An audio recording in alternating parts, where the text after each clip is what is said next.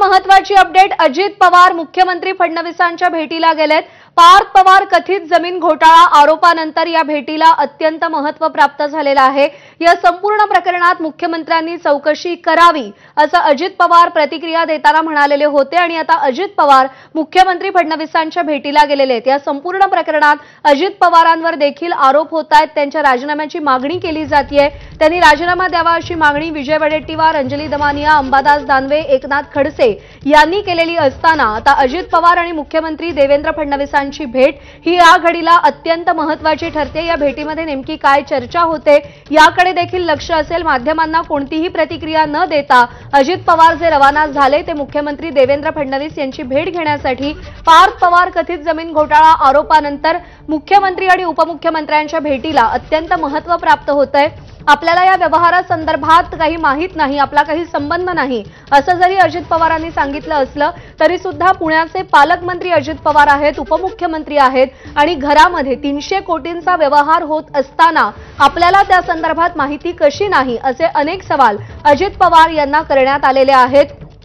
या सगळ्या प्रकरणामध्ये त्यांनी राजीनामा द्यावा अशी मागणी विरोधकांकडून केली जाते। निलेश बुधावले आपल्याला अपडेट देईल। निलेश, आत्ताच्या घडीची ही मोठी बातमी म्हणावी लागेल। उपमुख्यमंत्री अजित पवार खरं तर सकाळपासून आपल्या पक्षाच्या बैठकांसाठी उपस्थित होते वरळी डोमला, मात्र आता ते तातडीनं वर्षा निवासस्थानी चाललेले आहेत। ज्या पद्धतीनं सध्या पार्थ पवार आणि त्यांच्या जवळच्या रिलेटिव्ह संदर्भामधली प्रकरणं समोर येत आहेत आणि गुन्हे दाखल होत आहेत, त्या संपूर्ण प्रकरणी आता अजित पवार आपली जी बाजू आहे ती कदाचित मांडण्यासाठी मुख्यमंत्र्यांकडे जाताना आपल्याला दिसत आहेत। अजित पवारांनी काल स्पष्टपणे सांगितलं होतं, मुख्यमंत्र्यांना कमिटी नेमलेली आहे, जो अहवाल येईल तो मान्य असेल। किंबहुना या संपूर्ण प्रकरणी आज सायंकाळी 5 वाजता आपण पत्रकार परिषद घेऊ आणि सर्व जे डिटेल्स आहेत ती माध्यमांसमोर देईल। तत्पूर्वीची ही महत्त्वाची भेट होताना आपल्याला दिसते, कारण आज सकाळी देखील आणखीन एक गुन्हा पुण्यामध्ये दाखल झालेला आहे। या संपूर्ण प्रकरणात पार्थ पवार यांचा जरी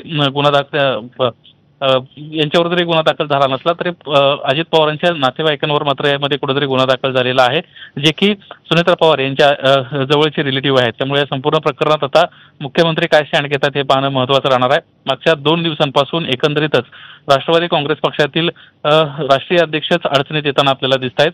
कुठेतरी पार्थ पवार यांना काही चूक केली आहे का, किंवा ती जर चूक झाली असेल तर नेमकं काय प्रकरण आहे, या सगळ्या विषयांसंदर्भातलं जे विश्लेषण आहे ते अजित पवार स्वतः अजित पवार मुख्यमंत्र्यांना भेटून आपल्याला वर्षा निवासस्थानी देताना पाहायला मिळतील। आपण जर पाहिलं निलेश तर विरोधकांनी प्रचंड हल्लाबोल केलेला आहे अजित पवारांवर। त्यांच्या राजीनाम्याची सातत्यानं मागणी केली जाते आणि या सगळ्या संबंधी अजित पवारांनी जोपर्यंत चौकशी होत नाही तोपर्यंत पदापासून दूर राहावं असं देखील विरोधकांचं म्हणणं आहे। प्रज्ञा, यापूर्वी अशाच पद्धतीचं प्रकरण ज्यावेळेस एकनाथ खडसेंच्या बाबतीत घडलं होतं त्यावेळेस देखील त्यांना अशा पद्धतीचा निर्णय घेतला होता आणि त्यामुळेच कुठेतरी एकनाथ खडसेंनाही प्रामुख्याने मागणी केली की अजित पवारांना उपमुख्यमंत्री पदापासून काही काळापुरतं दूर राहावं जोपर्यंत या संपूर्ण प्रकरणाची चौकशी होत नाहीये। कारण अजित पवार जर उपमुख्यमंत्री असतील आणि हे प्रकरण पुन्हा एकदा जर चौकशीसाठी सरकारमधलेच एखाद्या अधिकाऱ्याकडे जात असेल तर नक्कीच अजित पवारांचा त्याच्यावर दबाव जाऊ शकतो आणि त्यामुळे कुठेतरी पदापासून लांब होणं हे योग्य राहील आणि त्यामुळे विरोधक देखील मोठ्या प्रमाणामध्ये मागणी करतायत की अजित पवारांना आपल्या पदापासून दूर राहावं। अजित पवारांनी या संदर्भात अजून कुठल्याही प्रकारची भूमिका घेतलेली नाहीये, मात्र आता आपलं जे म्हणणं आहे किंवा पार्थ पवारांच्या या संपूर्ण खरेदी प्रकरणामध्ये नेमकं काय सहभाग आहे या सगळ्या विषयांसंदर्भामध्ये जाऊन स्वतः अजित पवार बोलतील। आणखी एक महत्त्वाची बाब अशी आहे की कालपासून आपण जर जे पाहतोय की स्टॅम्प ड्युटी संदर्भातला एक महत्त्वाची गोष्ट समोर येताना पाहायला मिळते। जवळपास 25 कोटींचा स्टॅम्प ड्युटी भरणं या प्रकरणामध्ये अपेक्षित होतं, मात्र तो अगदी 500 रुपये भरला गेलेला आहे। या संदर्भात अजित पवारांचं किंवा पार्थ पवारांच्या वतीनं जे काही उत्तर असेल हे देखील ते मुख्यमंत्र्यांना आपल्याला देताना दिसतील आणि एकंदरीतच या संपूर्ण प्रकरणामध्ये काय नेमकं झालेलं आहे, कोण दोषी आहे, खरंच चुकीचं काम झालं आहे का, हे सर्व जे आहे याचं विश्लेषण अजित पवार मुख्यमंत्र्यांकडे करताना आपल्याला पाहायला मिळतील। बरोबर आहे, पण या सगळ्यामध्ये निलेश आणखी एक महत्त्वाचा प्रश्न म्हणजे पार्थ पवार यांच्यावर गुन्हा दाखल होत नाहीये, जे 99% भागीदार आहेत अमेडिया कंपनीमध्ये आणि याच्या मागे अजित पवारांचाच राजकीय हस्तक्षेप असल्याचा सुद्धा आरोप केला जातोय। या संदर्भात काही बोलणं होणार आहे आणि या भेटीनंतर पार्थ पवार यांच्यावर सुद्धा गुन्हा दाखल होऊ शकतो का, काय अपडेट्स आहेत? या संपूर्ण प्रकरणातली गमतीची बाब किंबहुना आश्चर्याची बाब हीच आहे की 99% जो भागीदार आहे याच्यावर गुन्हा दाखल करत नाही, मात्र जो 1% भागीदार आहे याच्यावर तुम्ही गुन्हा दाखल करताय।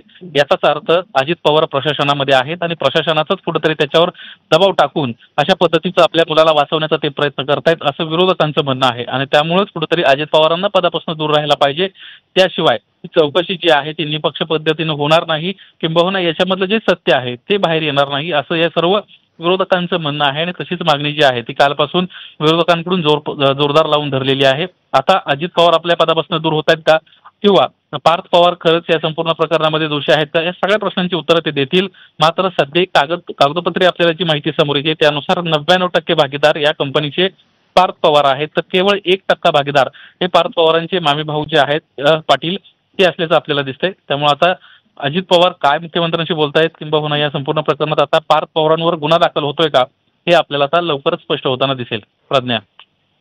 निलेश, तुला विनंती, तू सोबत राहा. आपण सध्या अपडेट्स पाहतोय. अजित पवार हे मुख्यमंत्री फडणवीसांच्या भेटीला पोहोचलेले आहेत.